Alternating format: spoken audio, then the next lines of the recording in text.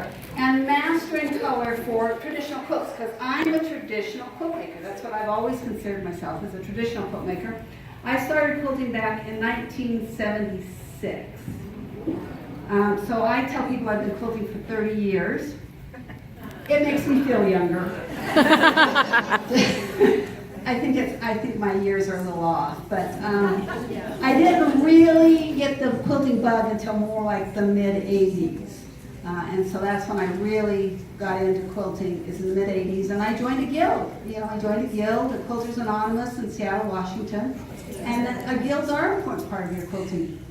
So I make a lot of quilts. I think I've made somewhere around 600 or 700 quilts.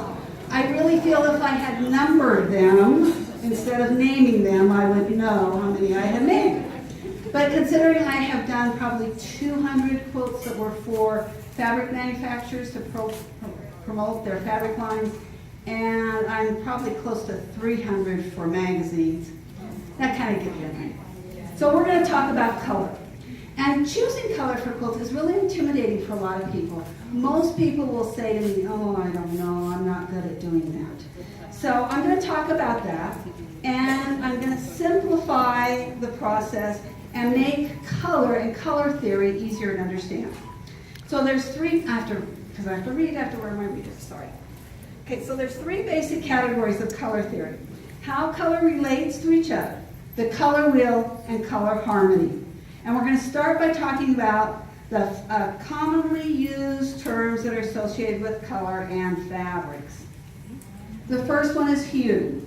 Hue is one of the main properties of color and is commonly used interchangeably with the word color. However, technically, only the 6 pure colors on a color wheel are hues.